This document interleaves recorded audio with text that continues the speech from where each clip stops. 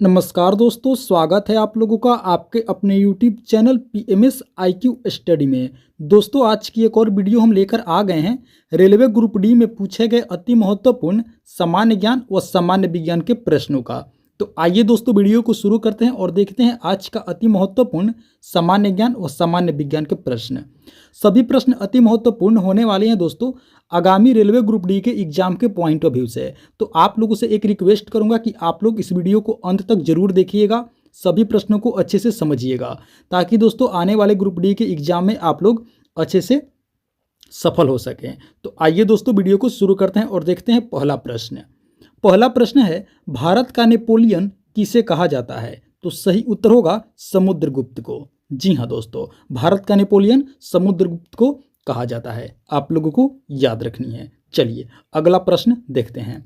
अगला प्रश्न है, टेटनस की बीमारी किस कारण से होता है? तो दोस्तों, टेटनस की बीमारी बैक्टीरिया अर्थात जीवाणु के कारण होता है। दोस्तों, आप लोगों को याद रखनी है, टेटनस की बीमारी बैक्टीरिया अर्थात जीवाणु से होता है। चलिए अगला प्रश्न देखते हैं।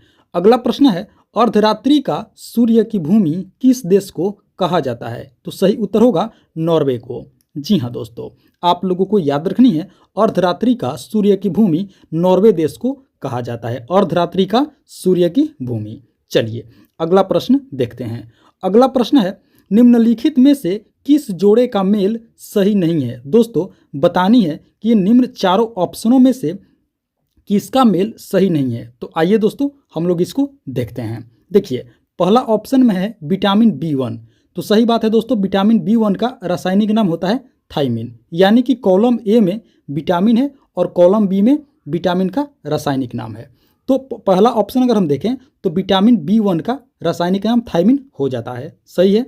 बी ऑप्शन में देखें तो विटामिन B2 का रासायनिक नाम भी राइबोफ्लेविन हो जाता है, तो ये भी सही है। अब ऑप्शन सी की बात करें तो विटामिन B6 का दोस्तों रासायनिक नाम एस्कॉर्बिक एसिड नहीं होता है। जैसा कि आप लोग जानते हैं, विटामिन B6 का रासायनिक नाम एस्कॉर्बिक एसिड नहीं होता है। तो हमारा सही ऑप्शन क्या हो जाएगा? ऑप्शन सी, यानी कि विटामिन B6 मेल सही नहीं है। B6 का दोस्तों रासायनिक नाम एस्कॉर्बिक एसिड नहीं होता है, एस्कॉर्बिक एसिड होता है विटामिन सी का रासायनिक नाम। जी हाँ दोस्तों, तो चलिए आप लोग हमें कमेंट करके बताइए कि विटामिन B6 का रासायनिक नाम क्या होता है। आप लोग इसका जवाब हमें कमेंट करके जरूर बताएं, विटामिन B6 का रासायनिक नाम क्या होता है। चलिए अगला प्रश्न देखते हैं। अगला प्रश्न है, grand old man of India के नाम से किन्हें जाना जाता है? तो दोस्तों, grand old man of India के नाम से दादा भाई नौरोजी को जाना जाता है। जी हाँ दोस्तों, आप लोगों को याद रखनी है, grand old man of India के नाम से दादा भाई नौरोजी को जाना जाता है, आप लोगों को याद रखनी है। चलिए अगला प्रश्न देखते हैं। अगला प्रश्न है दोस्तों, विषम का पता लगाएं जो समूह से संबंधित नहीं है। दोस्तों, हमें ऑड फाइंड आउट करना है, यानी कि हमें विषम का पता लगाना है जो समूह से संबंधित नहीं है। आइए देखते हैं। हमारे पास चार ऑप्शन है। ऑप्शन ए में है तैराकी, ऑप्शन बी में है डाइविंग, ऑप्शन सी में है ड्राइविंग तथा ऑप्शन डी में है नौका विहार। तो आइए दोस्तों, हम लोग देखते हैं कि ये चारों ऑप्शन में से कौन सा ऑड है। तो दोस्तों, इन चारों ऑप्शन में ऑड है ऑप्शन सी। जी हाँ दोस्तों, ऑप्शन सी ऑड है ड्राइविंग। चलिए बताते हैं क्यों। क्योंकि दोस्तों, अगर ऑप्शन ए की बात करें तो तैराकी पानी से संबंधित है, ऑप्शन बी की बात करें तो डाइविंग, वो भी दोस्तों पानी से संबंधित है। अगर ऑप्शन हम सी की बात करें तो ड्राइविंग है, और दोस्तों आप लोगों को पता है कि ड्राइविंग पानी में नहीं होता है, ड्राइविंग को सड़क पर की जाती है। तो हमारे लिए ऑड क्या हो जाएगा? ऑप्शन सी, यानी कि ड्राइविंग। चलिए अगला प्रश्न देखते हैं। अगला प्रश्न है, सरिस्का अभयारण्य भारत के किस राज्य में स्थित है? तो सही उत्तर होगा राजस्थान में। जी हाँ दोस्तों, आप लोगों को याद रखनी है, सरिस्का अभयारण्य राजस्थान में स्थित है दोस्तों। चलिए अगला प्रश्न देखते हैं। अगला प्रश्न है, रथ यात्रा किस राज्य का प्रसिद्ध लोक त्यौहार है? तो सही उत्तर होगा उड़ीसा राज्य का। जी हाँ दोस्तों, उड़ीसा राज्य का रथ यात्रा बहुत ही प्रसिद्ध लोक त्यौहार है, आप लोगों को याद रखनी है। चलिए अगला प्रश्न देखते हैं। अगला प्रश्न है, लक्षद्वीप समूह कहाँ स्थित है? तो सही उत्तर होगा अरब सागर में। जी हाँ दोस्तों, आप लोगों को याद रखनी है, लक्षद्वीप समूह अरब सागर में स्थित है। दोस्तों अभी तक आप लोगों ने वीडियो को लाइक नहीं किए हैं तो वीडियो को एक लाइक कर दें और साथ ही साथ अपने दोस्तों में भी जरूर शेयर कर दें। चलिए अगला प्रश्न देखते हैं। अगला प्रश्न है, भारत में कोयले का प्रमुख उत्पादक स्थल कहाँ है? तो सही उत्तर होगा दोस्तों झरिया, झारखंड में। जी हाँ दोस्तों, आप लोगों को याद रखनी है, भारत में कोयले का प्रमुख उत्पादक स्थल झरिया, झारखंड है दोस्तों। चलिए अगला प्रश्न देखते हैं। अगला प्रश्न है, प्रतिष्ठित गोल्डन ग्लोब पुरस्कार पाने वाले पहले भारतीय कौन हैं? तो दोस्तों प्रतिष्ठित गोल्डन ग्लोब पुरस्कार प्राप्त करने वाले पहले भारतीय हैं AR रहमान। जी हाँ दोस्तों, आप लोगों को याद रखनी है, प्रतिष्ठित गोल्डन ग्लोब पुरस्कार पाने वाले पहले भारतीय कौन हैं? AR रहमान, जो एक दोस्तों गायक हैं और संगीतकार हैं। आप लोगों को यह भी याद रखनी है, AR रहमान गोल्डन ग्लोब पुरस्कार पाने वाले पहले भारतीय हैं। आइए अगला प्रश्न देखते हैं।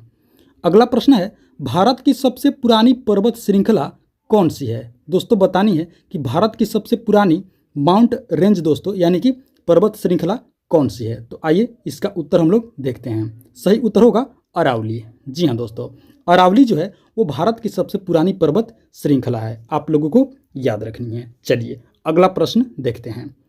अगला प्रश्न है, काजीरंगा वन्य जीव अभयारण्य भारत के काजीरंगा वन्य जीव अभयारण्य किस लिए प्रसिद्ध है? दोस्तों बतानी है कि काजीरंगा वन्य जीव अभयारण्य किस लिए प्रसिद्ध है? तो सही उत्तर होगा एक सींग वाला गैंडा के लिए। जी हाँ दोस्तों, काजीरंगा वन्य जीव अभयारण्य जो है वो एक सींग वाले गैंडे के लिए दोस्तों बहुत ही प्रसिद्ध है।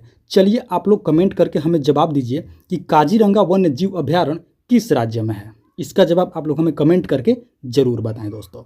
आइए अगला प्रश्न देखते हैं। अगला प्रश्न है दोस्तों, गुजरात उच्च न्यायालय की कहाँ स्थित है? दोस्तों बतानी है गुजरात हाई कोर्ट कहाँ स्थित है? तो सही उत्तर होगा अहमदाबाद में। जी हाँ दोस्तों, आप लोगों को याद रखनी है, गुजरात उच्च न्यायालय अहमदाबाद में स्थित है। चलिए अगला प्रश्न देखते हैं। अगला प्रश्न है, वर्ष 1913 ईस्वी में अमेरिका में गद्दार पार्टी की स्थापना किसने की थी? देखिए दोस्तों, वर्ष 1913 ईस्वी में गद्दार पार्टी की स्थापना हुई थी, अमेरिका में हुई थी वर्ष 1913 ईस्वी में। बतानी है कि इस पार्टी की स्थापना किसने की थी? सही उत्तर होगा लाला हरदयाल ने। जी हाँ दोस्तों, आप लोगों को याद रखनी है, वर्ष 1913 ईस्वी में अमेरिका में गद्दार पार्टी की स्थापना लाला हरदयाल ने की थी दोस्तों। आप लोगों को याद रखनी है, अति महत्वपूर्ण प्रश्न है, इसे आप लोग जरूर याद रखिएगा। चलिए अगला प्रश्न देखते हैं। अगला प्रश्न है, गुरु शिखर चोटी किस राज्य में स्थित है? तो सही उत्तर होगा राजस्थान में। जी हाँ दोस्तों, आप लोगों को याद रखनी है, गुरु शिखर चोटी राजस्थान में स्थित है। चलिए अगला प्रश्न देखते हैं। अगला प्रश्न है, विश्व का सबसे बड़ा बौद्ध मंदिर किस देश में स्थित है? तो दोस्तों विश्व का सबसे बड़ा बौद्ध मंदिर इंडोनेशिया में है। आप लोगों को याद रखनी है, विश्व का सबसे बड़ा बौद्ध मंदिर इंडोनेशिया में स्थित है। आइए अगला प्रश्न देखते हैं। अगला प्रश्न है, मानव रक्त में खनिज संबंधी अशुद्धता किसके द्वारा हटाई जाती है? तो सही उत्तर होगा वृक्क यानी कि किडनी के द्वारा।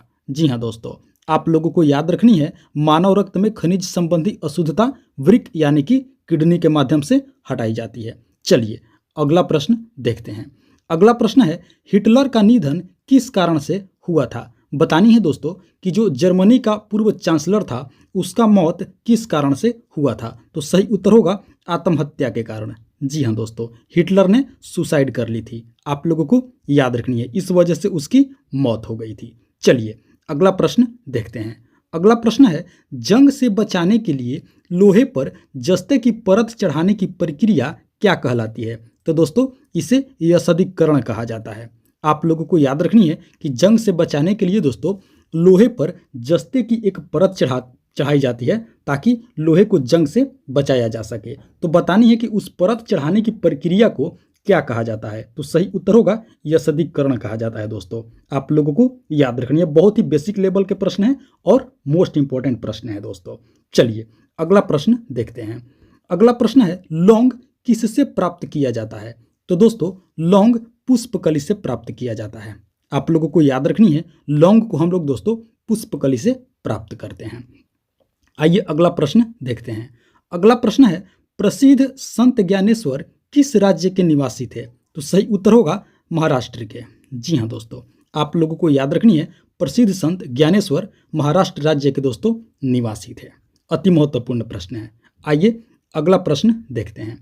अगला प्रश्न है, गन्ने में पाई जाने वाली लाल बीमारी यानी कि दोस्तों रेड रॉट किसके कारण होती है। दोस्तों बतानी है कि गन्ने में एक बीमारी पाई जाती है रेड रॉट नामक, बतानी है कि ये किस कारण से होती है। तो सही उत्तर होगा कवक के कारण। जी हाँ दोस्तों, कवक यानी फंगस के कारण गन्ने में दोस्तों लाल बीमारी रेड रॉट नामक एक बीमारी हो जाती है। आप लोगों को याद रखनी है, फंगस यानी कवक के कारण। तो दोस्तों ये थी हमारी आज की अति महत्वपूर्ण रेलवे ग्रुप डी में पूछे गए सामान्य ज्ञान व सामान्य विज्ञान की प्रश्नावली वीडियो।